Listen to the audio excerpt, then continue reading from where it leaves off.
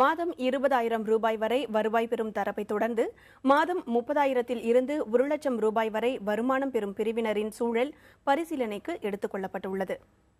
சற்றே பெரிய இடைவெளி கொண்ட இந்த தரப்பில் வருமான வரி அடிப்படையில் பார்த்தால் வருமான வரி செலுத்த தேவையில்லை என்ற ஒரு தரப்பும் 10 மற்றும் 20% வருமான வரி செலுத்தும் வேறு இரு தனித்தனி பிரிவுகளும் உள்ளன.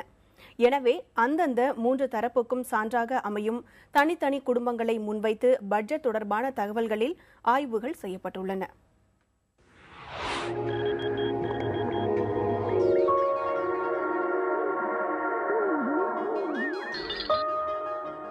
கட்டட பொறியாளராக சொந்த தொழில் செய்யும் திருச்சியைச் சேர்ந்த மோகன் தனது வருமானம் நிலையானதல்ல என்கிறார். சிக்கன பட்ஜெட் போட்டு குடும்பம் நடத்துவதால் தான் விலைவாசி உயர்விலிருந்து தப்ப முடிவதாகவும் கூறுகிறார் மோகன். தற்போது இவரது வீட்டில் LED TV, washing machine, mixie, grinder என நடுத்தர வருவாய் பிரிவினரின் வீடுகளில் உள்ள பெரும்பாலான மின்சாதனங்கள் உள்ளன. மேலும் குழந்தை மற்றும் மனைவியின் தேவைக்காக கணினியும் தகவல் தொடர்புக்கு ஸ்மார்ட் போனும் பயன்படுத்துகிறார். தன் தொழில் சம்பந்தமாக வெளியிடங்களுக்கு செல்ல இருசக்கர வாகனமும் இவரிடம் உள்ளது. இருப்பினும் கடுமையான விலைவாசி உயர்வு, பெட்ரோல் டீசல் விலை உயர்வு, அதிகரித்துள்ள மின்சார கட்டணம் போன்றவை இவர்களை சிக்கலில் மாட்டிவிடுகிறது என்கிறார். நிலையற்ற வருமானம் என்பதாலும் அது வணிக வருமானம் என்பதாலும் அவர் தற்போது வருமான வரி எதுவும் கட்ட தேவையில்லை என்ற பிரிவில் இடம் பிடிக்கிறார். பட்ஜெட்டில் மற்ற ஹவுஸ் ஹோல்ட் திங்ஸுக்கு வந்துட்டு டேக்ஸு மற்ற ப்ரைஸ் ஹைக் பண்ணாமல் இருந்தாங்கனாக்கா எங்களுக்கு கொஞ்சம் வீட்டுக்கு தேவையான திங்ஸ் எல்லாம் வாங்குறதுக்கு கொஞ்சம் ஈஸியாக இருக்கும். அதர் தென் அத்தியாவசிய பொருட்கள் வந்து விலையேற்றங்கள் இல்லாமல் இருந்தாக்க லைவ் பண்ணுறது கொஞ்சம் ஈஸியாக இருக்கும். பட் ஒவ்வொரு பட்ஜெட்லையுமே இது ஹைக் ஆகிட்டே இருக்கிறனால கொஞ்சம் சிரமமாக தான் இருக்குது எங்கள் மாதிரி பிஸ்னஸ் பீப்புளுக்கு. மோகன் நிலை இது என்றால் சென்னையைச் சேர்ந்த அபிலாஷ் 10% வருமான வரி பிரிவில் இடம் பிடிக்கிறார்.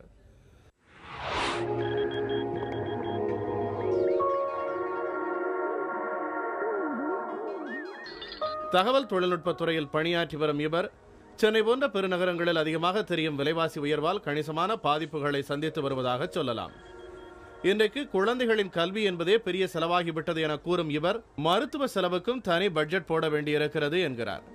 இது தவிர புதிய தொழில்நுட்பங்களுடன் கூடிய மின்சாதனங்களான LED டிவி, தானாக இயங்கும் washing machine, geyser, microwave oven, மின்சாரத்தில் இயங்கும் அடுப்பு போன்றவையும் இவரது குடும்ப பயன்பாட்டில் உள்ளன.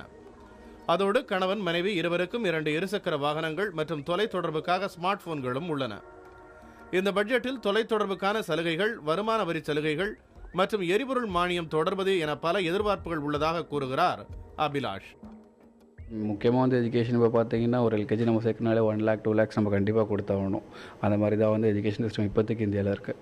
அப்போ அதுக்கு ஏற்ற மாதிரி சில பிளானிங்ஸ் இருக்குது. ப்ளஸ் அது இல்லாமல் வந்து அம்மா அப்பாவோட ஹெல்த்து அந்த இதுவும் பார்க்கணும். அதுக்கு தனியாக சேவிங்ஸ் இருக்குது. குழந்தையோட சேவிங்ஸ், அப்புறம் எங்களோட என்டர்டைன்மெண்ட்ஸ், எங்களோட இதுக்காக, அப்புறம் எங்களுக்கு ஒரு ஏஜ் 60-65 ரிட்டைர்மெண்ட் ஏஜ் வந்தால் அதுக்கப்புறம் பசங்களை நாடி இல்லாமல் நாங்கள் தனியாக இருக்கிறதுக்காக அதுக்கு ஒரு சேவிங்ஸ்.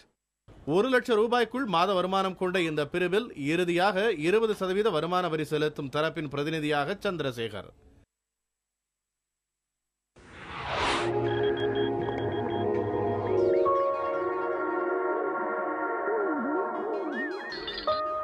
சென்னையில் வசிக்கும் சந்திரசேகர் முன்னணி சிட்ஃபண்ட் நிறுவனம் ஒன்றில் மூத்த கிளை மேலாளராக பணிபுரிகிறார்.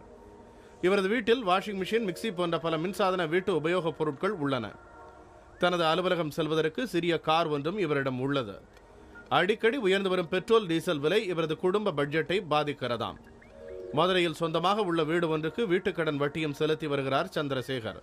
இந்த பட்ஜெட்டில் எரிபொருள் விலை குறைப்பு, வருமான வரி சலுகைகள் என பல எதிர்பார்ப்புகள் இவரிடம் உள்ளது.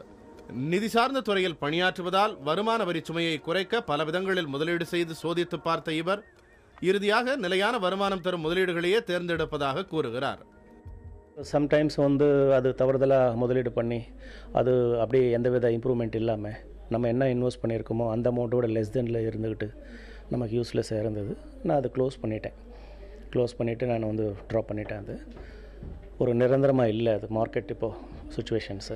ஸோ அதில் நம்ம பண்ணுறத விட நம்மளால் முடிஞ்சதுன்னா ஏதாவது சம்திங் இப்போ சொன்ன மாதிரி பாப்பா கொஞ்சம் ஜுவல்ஸ் வாங்குறது, ஆர்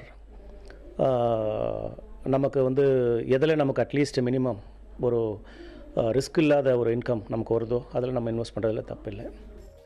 1,00,000 ரூபாய்க்குள் வருமானம் பெறும் தரப்பினரின் பட்ஜெட் எதிர்பார்ப்புகள் இப்படி இருக்க, 2014-15 பட்ஜெட்டுக்கு பிறகு இந்த குடும்பங்களின் நிலை என்ன என்பதை பார்க்கலாம்.